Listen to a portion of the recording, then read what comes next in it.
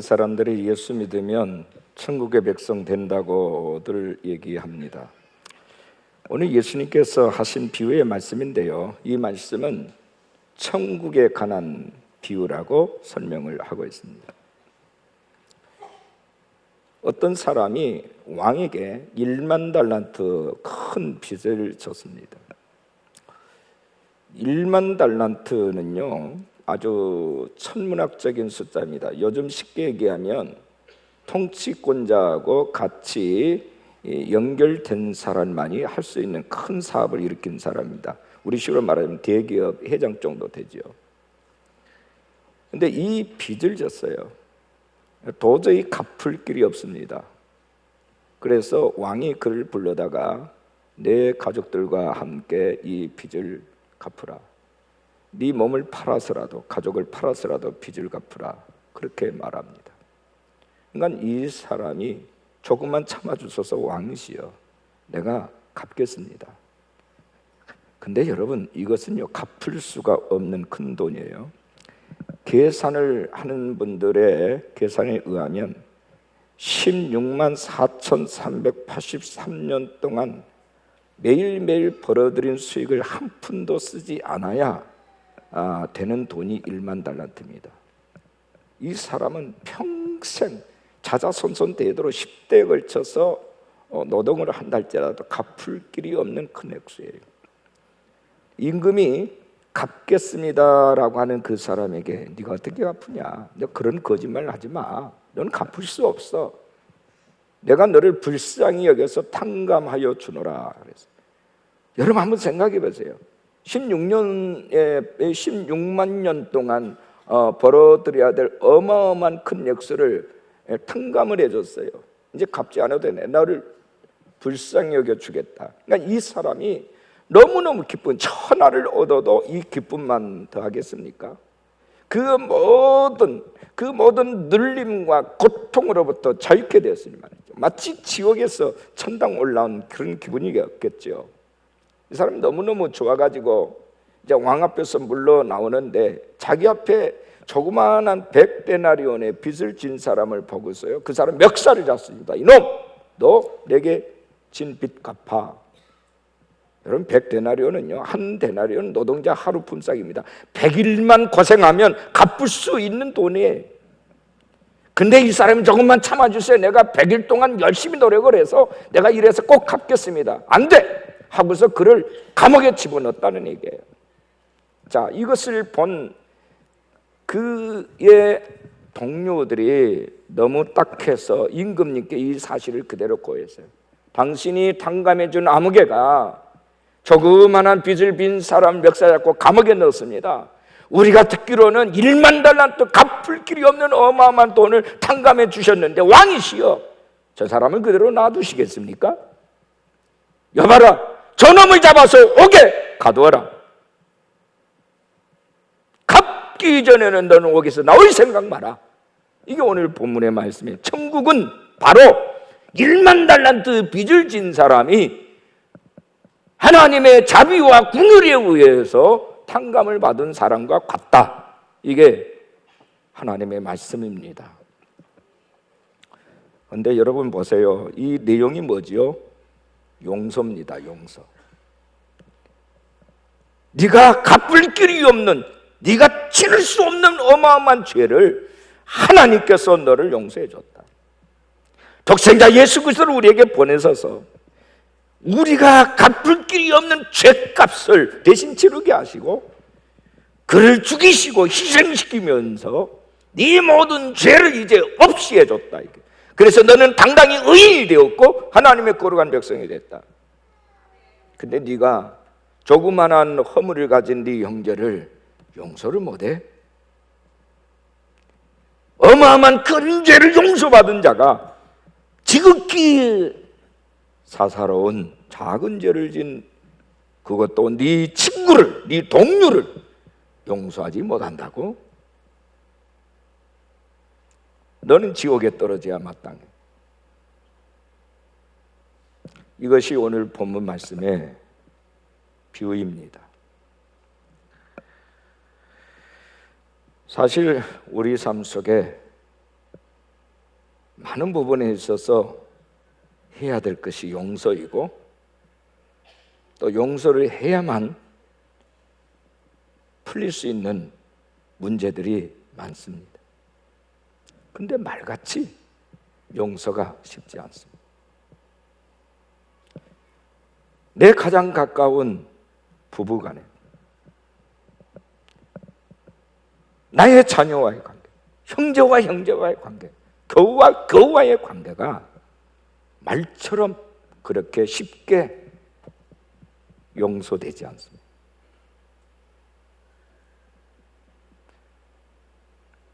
말로서는 내가 당신 용서했다 하지만 감정적으로 여전히 우리 안에는 그럼에도 불구하고 나는 너를 용서 못해.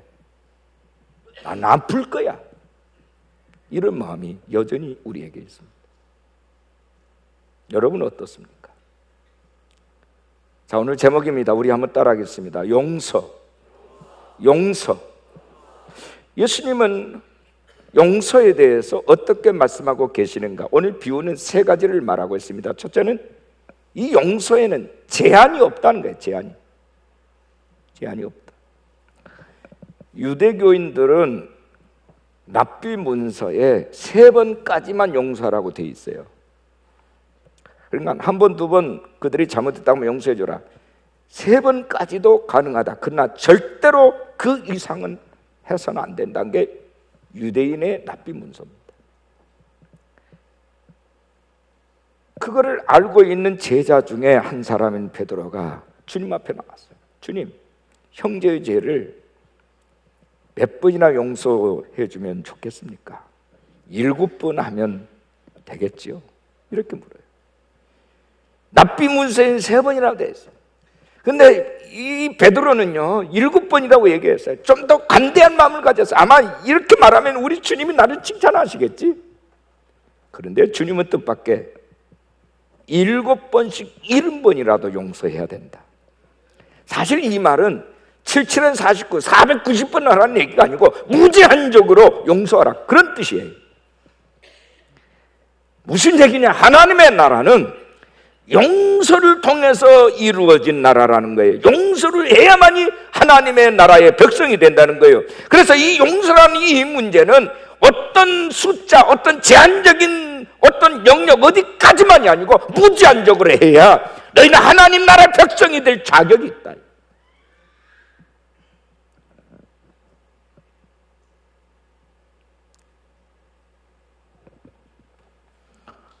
이 비유 속에는 하나님의 나라의 특성 3가지를 얘기하고 있어요. 하나는 그 나라의 왕은 그 백성을 불쌍히 여긴다는 겁니다.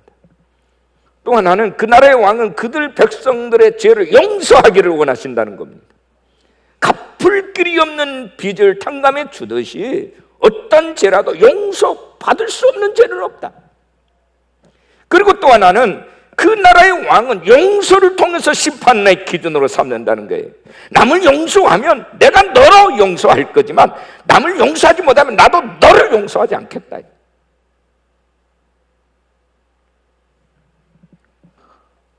하나님의 절대적인 무한대한 사랑을 얘기하고 있습니다.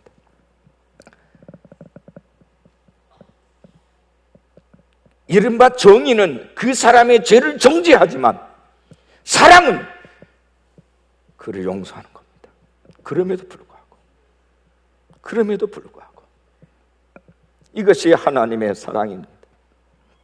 저와 여러분이 이 하나님의 사랑을 받은 자들, 이 사랑이 없었다면 우리는 구제받을 길이 없어요. 큰 죄든 작은 죄든 죄는 죄예요. 그 죄는 그 사람을 사망에 이르게 합니다. 죄가 있는 곳에는 하나님의 심판이 있어요. 그래서 하나님의 심판에서 그들을 건지는 유일한 길은 용서밖에 없어요.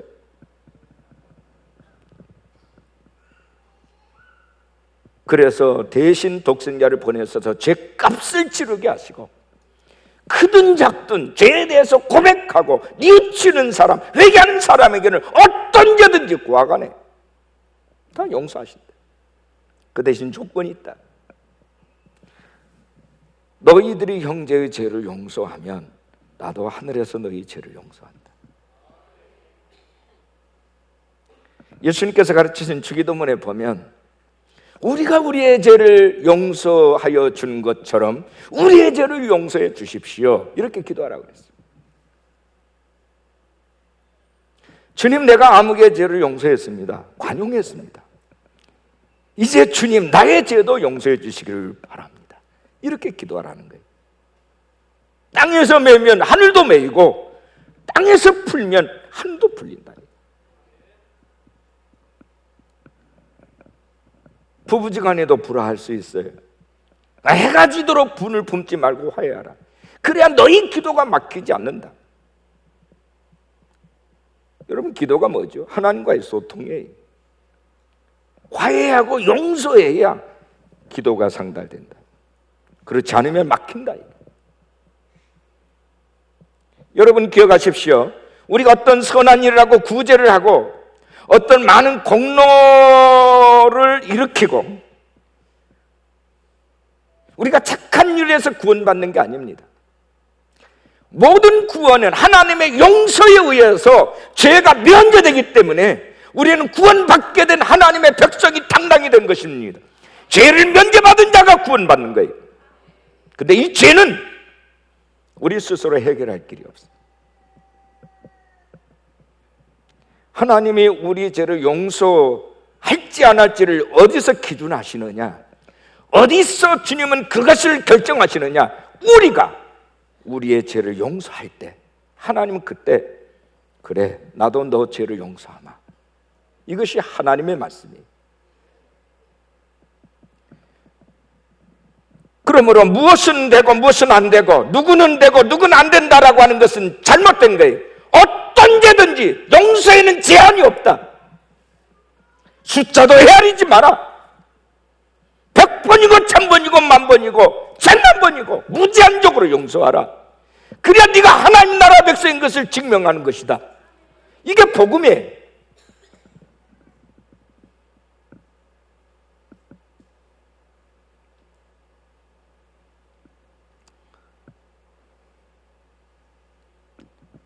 그것을 말로만 하면 안 된다. 네 마음속에 그에 대한 반감정, 원한 감정, 미움과 시기와 질투를 풀고 사랑할 수 있느냐? 그를 긍휼히 여길 수 있느냐? 그렇다면 내가 너를 진심으로 용서하겠다. 이것이 주님의 말씀이에요. 두 번째는요, 따라합시다. 용서받은 자는 용서의 책임이 있다. 우리가 하나님으로부터 용서를 받았어요. 10,000,000달란트, 갚을 길이 없는 어마어마한 죄를 용서받았어요. 탕감받았어요. 굳이 조금씩 갚아나겠습니다 함에도 불구하고 아니, 너는 갚을 수 없어. 내가 탕감해 줄 거야. 이것이 하나님의 사랑입니다. 그런데 이 사람은 그 어마어마한 것을 탕감받았으면서도 그 사랑에 빚진 자로서 조그만한 허물을 가지고 있고 조그만한 빚을 지고 있는 자기의 동료에게 그 사랑을 흘려보내지를 못했어요. 그것이 죄입니다. 여러분, 오늘 보면 29절 30절 말씀 보세요. 그 동료가 엎드려 간구하여 이르되 나에게 참아주소서 갚으리이다 하되 허락하지 아니하고 이어가서 그가 빚을 갚도록 옥에 가두거늘, 이렇게 돼 있어요. 옥에 가두었어요. 주석가 벵겔은 이렇게 말했습니다. 하나님께는 우리가 구걸인이고 이웃에게는 폭군인, 이것이 타락의 절정이다. 이 사람의 모습, 오늘 우리의 모습이 그렇다는 거죠. 하나님께는 하나님 제발 이거 살려주세요, 이거 해주시기 원합니다, 불쌍히 여겨주세요, 이렇게 구걸 하면서도 사람들에게 대해서는 폭군인, 이것이 우리 인간의 타락의 절정이다. 10,000,000달란트 빚진 자의 행동이 왜 잘못입니까? 두 가지예요. 하나는 채무자를 만나서 먼저 자기가 빚을 탕감받은 기쁨에 대해서 함께 나누고 그 소액을 용서하고 용서받은 자끼리 그 기쁨을 공유했어야 합니다. 그는 방금 큰 빚을 탕감받고서도 그 사랑을 망각하고 사랑을 베풀지 않았어요. 이것이 죄예요. 두 번째는 채무자를 감옥에 넣을 만한 법적인 권리는 있었다 하더라도 그러나 도덕적 권리는 없었어요. 그래 여러분 보세요. 빚을 진 거예요.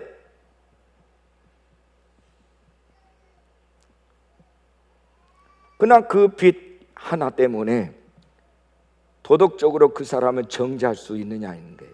넌 그 자격이 없다. 왜? 너도 죄인이기 때문에.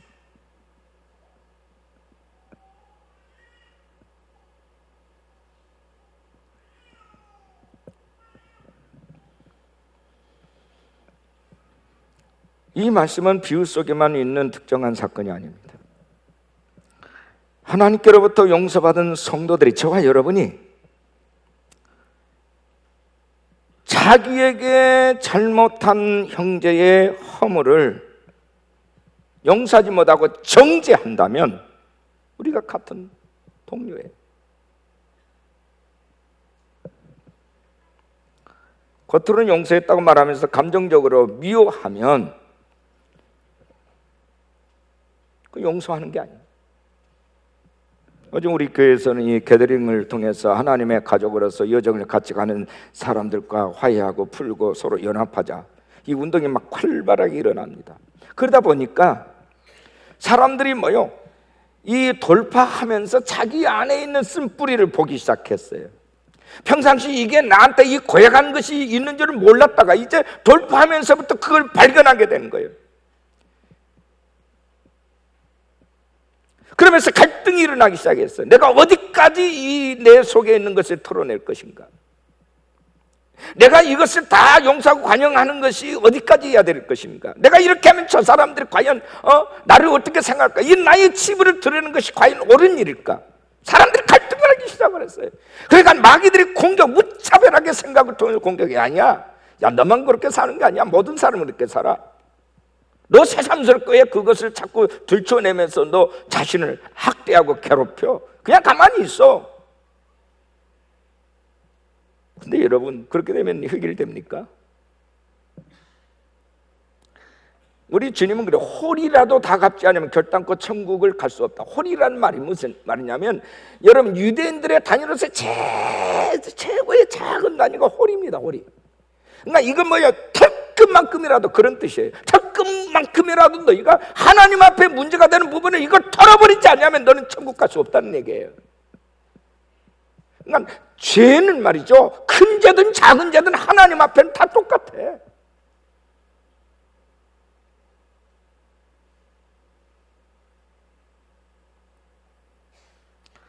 큰 죄 때문에 망하고 작은 죄 때문에 용서가 되는 게 아니에요. 심판의 법은 큰 죄든 작은 죄든 동일하게 적용되는 거예요. 근데 우리는 이 정도는 하나님이 봐주시겠지, 그런 고약한 마음이 있어요. 아니거든요. 로마서 1장 14절에 바울이 이렇게 고백합니다. 헬라인이나 야만인이나 지혜 있는 자나 어리석은 자에게 다 내가 빚진 자니라. 무슨 말입니까? 그리스도의 복음을 깨닫고 보니까, 십자가의 사랑을 깨닫고 보니까 이제는 헬라인이든 이방인이든지 지혜 있는 자든지 어리석은 자든지 모든 사람에 대해서 내가 사랑의 채무자인 것을 깨닫게 됐다 이거죠. 나 같은 죄인 없고,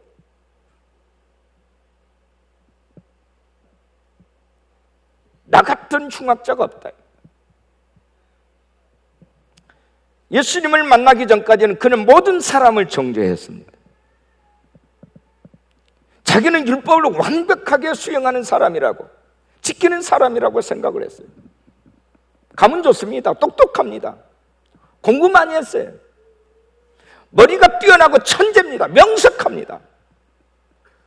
그래서 그는 왜 사람들이 예수께 빠져 있는지를, 왜 예수를 믿어야 되는지를 몰랐어요. 그래서 예수 믿는 사람을 잡아 죽이고 정말 저들을 처단하는 것이 하나님께 영광 돌리는 일인 줄 알았어요. 무지 속에서 그는 그렇게 한 거예요.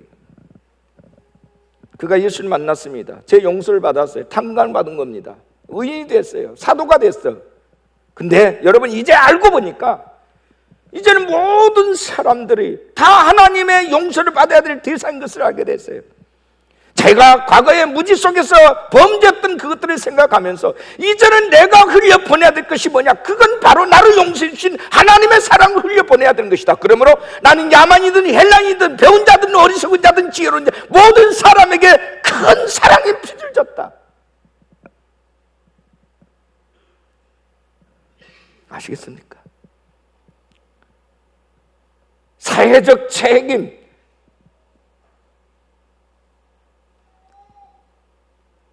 그걸 깨닫지 못한 사람은 그 나라, 그 사회 백성이 될 자격이 없어요.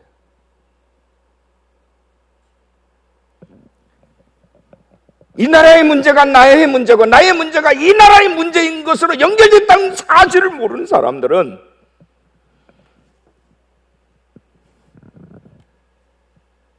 그 땅의 저주와 재앙을 풀 수 없어요. 자격이 없거든요.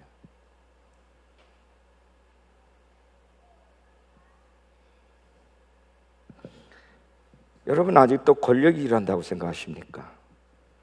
아니면 인간의 지식이 일한다고 생각하십니까? 아니면 돈이 일한다고 생각하십니까? 천만에요. 사람이 일합니다.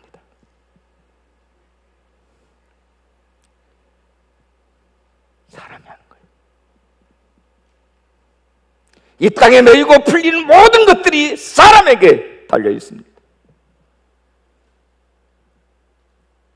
하나님께로부터 말할 수 없는 용서를, 제 용서함을 받은 사람만이 이 땅에 하나님의 나라를 심어줄 수 있어요.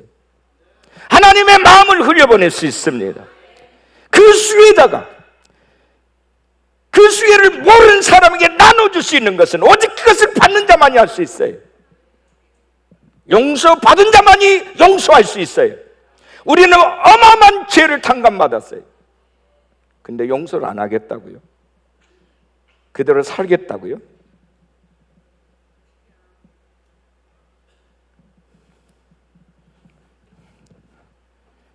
그것은 나를 용서해 주신 하나님에 대한 배신이에요.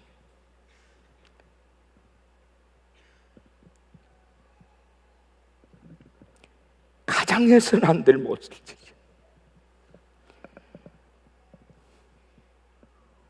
세 번째입니다. 우리 한번 따라하겠습니다.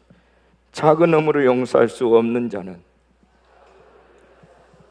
큰 죄를 용서받을 수 없다. 다시 한번요. 작은 허물을 용서할 수 없는 자는 큰 죄를 용서받을 수 없다. 주변의 사람들이 가만히 있지 않았습니다. 왕에게 가서 그 사건의 전모를 다 까발렸습니다. 왕이 격노하여 그를 불러서 이렇게 말했습니다. 이에 주인이 그를 불러다가 말하되, 악한 종아, 네가 빌기에 내가 네 빚을 전부 탕감하여 주었거늘 내가 너를 불쌍히 여김과 같이 너도 내 동료를 불쌍히 여김이 마땅하지 아니하냐 하고 주인이 노하여 그 빚을 다 갚도록 그를 옥졸들에게 넘기니라. 이것이 하나님 말씀이에요. 신학자 헤르만 리델보스라고 하는 분은 이렇게 말을 했습니다. 인간의 모든 사죄 행위는 하나님의 사죄에 비추어 보아야 한다. 사람 사이에 범한 죄란 인간이 하나님께 지은 죄에 비하면 아무것도 아니다. 이 말씀은 하나님께 대한 죄와 사람들 사이의 죄악의 비중이 다르다는 거예요. 우리가 형제를 용서해야 하는 죄는 그 규모가 아주 작고 미미한 것들입니다. 그러나 하나님께 대한 죄는 그 빚이 달란트 단위만큼이나 비중이 크다는 얘기예요. 우리가 세상의 모든 행복을 다 포기한다 할지라도 우리 힘으로는 그 빚을 다 갚을 길이 없어요. 이 어마어마한 죄를 우리가 탕감받았어요. 그리고 천국 백성이 됐어요.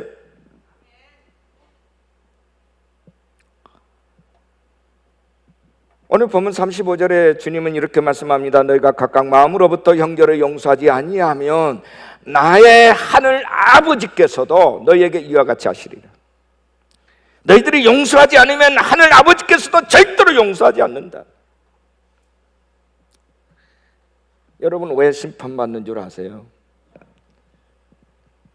이거는 천국의 비유입니다. 용서하지 않으면 너희들은 천국에 들어갈 수 없다.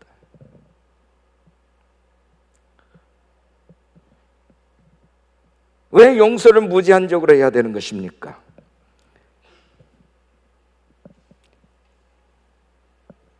왜 용서의 횟수를 제한하면 안 된다고 말씀하십니까?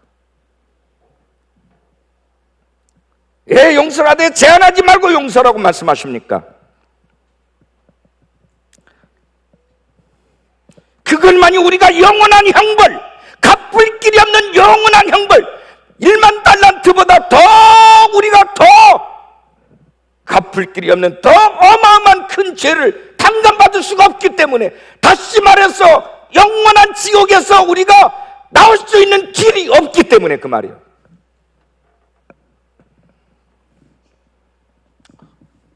용서해야 너희들은 천국의 시민이다. 할렐루야.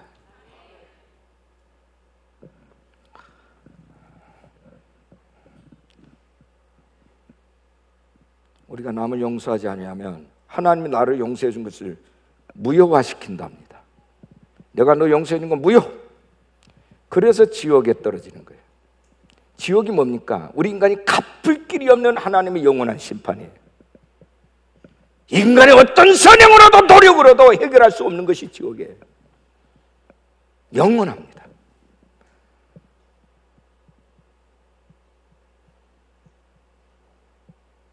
여러분 어떻게 하시겠습니까?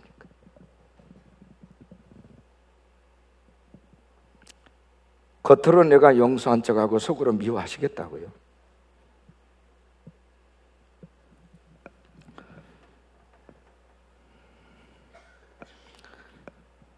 2차 세계대전 중에 있었던 실화입니다. 독일군에 쫓기는 유대인을 감춰줬다는 이유로 네덜란드의 처녀 코리 텐 붐과 그녀의 가족이 나치 수용소에 붙들려 갔어요. 끔찍한 고문으로 인해서 그녀의 가족은 다 죽었습니다. 생명을 잃고 말았어요. 기적적으로 이 코리 텐 붐, 이 여자만 살아남았어요. 전쟁이 끝났습니다. 이 코리 텐 붐 여자가 복음 전도자가 되어서 온 세계 다니면서 용서의 복음을 전합니다. 그 용서의 메시지를 전한 곳마다 사람들의 삶에 놀라운 변화들이 일어납니다. 수많은 사람들이 그녀의 메시지를 듣고 은혜와 감동을 받았습니다. 독일에서 초청을 받았어요. 그래서 거기서도 역시 은혜로운 집회를 했어요. 모든 사람의 눈물로 회개하면서 나옵니다. 집회가 끝나고 한 사람 한 사람씩 이 코리 텐 붐 여사에게 나와서 끌어안고 용서받았음에 대해서 그 자유의 기쁨을 누립니다. 줄을 서서 사람들이 나오는데 갑자기 손을 불쑥 내밀어오는 노신사를 바라보는 순간 코리 텐 붐 여사가 완전히 몸이 굳어져서 얼굴은 창백해지고 피가 거꾸로 솟는 듯한 느낌을 받았어요. 왜냐하면 바로 그 사람이 자기 가족을 죽이고 자기 몸을 발가벗기고 고문했던 바로 그 사람이었거든요.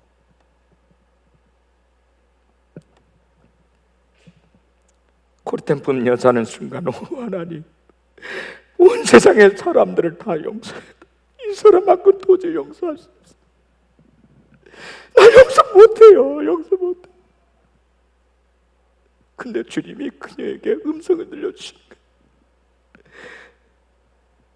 거예요. 애야, 난 그 사람 생명까지도 구원하기 위해서 십자가를 쳤단다. 네가 용서해 줄 수 없겠니?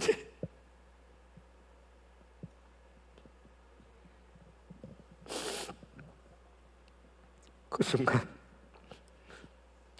그녀는 즉시 거기서 무릎을 꿇고 회개했어요. 그리고 그의 손을 덥석 붙잡았어요. 내가 당신을 용서합니다. 내가 당신을 용서합니다. 그때 코르테쁨 여사의 그 마음속에 그 어둠이 쫓겨나고 말로도 할 수 없는 기쁨과 조함이 왔다는 거예요. 용서의 복음, 화해의 메시지를 전하는 그녀에게도 뭔가 한쪽 구석에 남아있는 그것이 있었는데, 그녀의 가족을 죽인 그 사람 앞에서 나도 이 사람만큼은 도저히 용서할 수 없어 하는 그 고약한 마음이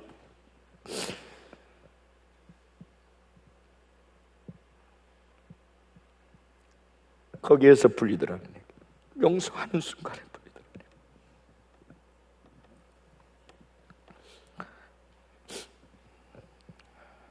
우리 한번 따라합시다. 죄는 죄를 낳고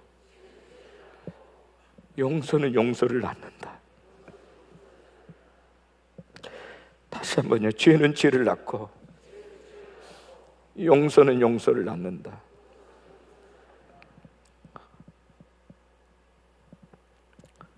어제 저녁에 어떤 청년이 저에게 찾아왔어요. 찾아오기 전에 메시지를 저한테, 내 목사님 2주일 동안 목사님 안 계시는데요, 저는 요즘 숨이 잘 쉬어지지 않아요. 숨이 멈출 듯해요. 너무 고통스러워요. 목사님 귀니 만날 수 없을까요? 오라 그랬어요. 근데 가장 친한 친구 3사람이 있는데 그 친구들이 용서가 안 된다는 거예요. 숨쉬기가 힘들다는 거예요. 같은 교회를 다니고 같이 신앙생활 하는데, 그래서 얘야, 너만 그런 게 아니라 우리 모두에게 그 마음이 있다. 우리에게는 쓴뿌리라는 것이 있는데 네가 그 아이들하고 경쟁하는 마음이 있어서 네 안에 시기와 질투가 일어나고 분노가 일어난 거 아니냐. 물론 네 말대로 그들에게 문제가 없는 거 아니야. 그러나 그들이 문제가 있다 하더라도 네가 그 애들을 사랑하고 용서를 해버리고 네가 경쟁하는 마음이 없다면 그들이 너에게 비난받을 짓을 했다 할지라도 너는 자유할 거야. 그러나 네가 이렇게 고통을 받는 것은 너 안에 이 문제가 있기 때문에,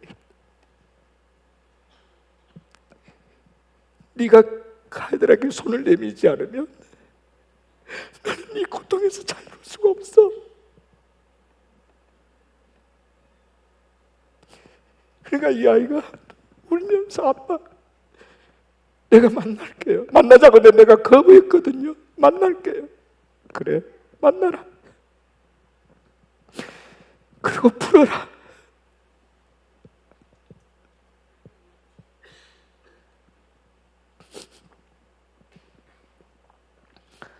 용서도 죄도 부메랑이 되어서 내게 온다는 사실을 아십니까? 어느 도둑 3사람이 부잣집을 털었어요. 30억 정도 되는 현금과 각종 보석을 얻었어요. 이 사람들이 야, 우리 10억씩 나눠 가지면 되겠다. 야, 우리 그러지 말고 우리 축배를 들자. 그래, 그러면 내가 저 술 좀 사가지고 올게. 한 녀석이 슈퍼마켓을 갔어요.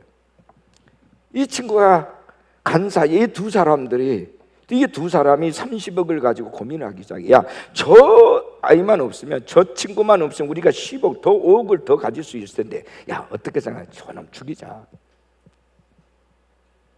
아무 생각 없이 술병을 들고 이렇게 왔던 그 친구를 오자마자 목을 졸라서 죽였어요. 2사람이 술을 마셨습니다. 근데 2사람도 죽었대요. 왜 죽었을까요? 이미 이 친구가 술에다 독을 타가지고 왔거든요.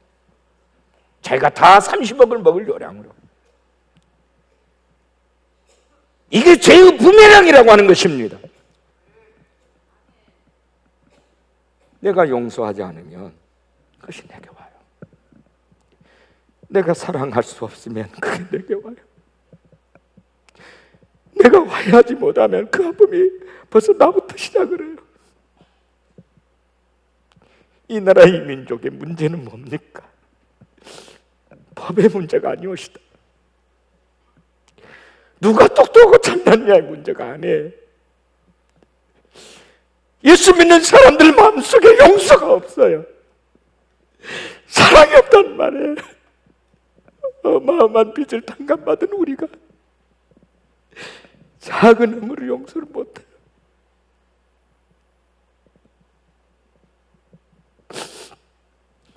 저는 이 말씀을 몇 주 동안 묵상을 하면서 울고 또 울었어요. 아버지, 어떻게 하면 좋습니까? 이 백성의 마음이, 우리 교우들의 마음이 이렇게 거리가기 찢어져서 주지 묶여 있는데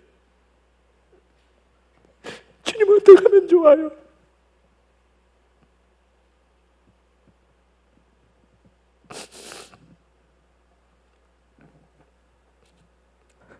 에베소서 4장 32절에 서로 친절하게 하며 불쌍히 여기며 서로 용서하기를 하나님이 그리스도 안에서 너희를 용서하심과 같이 하라. 하나님이 그리스도 안에서 너희를 용서하심과 같이 하라.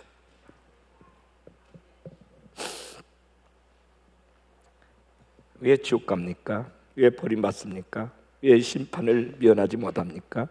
왜 저주와 재앙이 끝나지 않는 것입니까? 주의 말씀은 딱 한 가지, 용서하지 않아서다. 용서하지 않아서다. 용서하지 않아서다. 너가 먼저 용서하면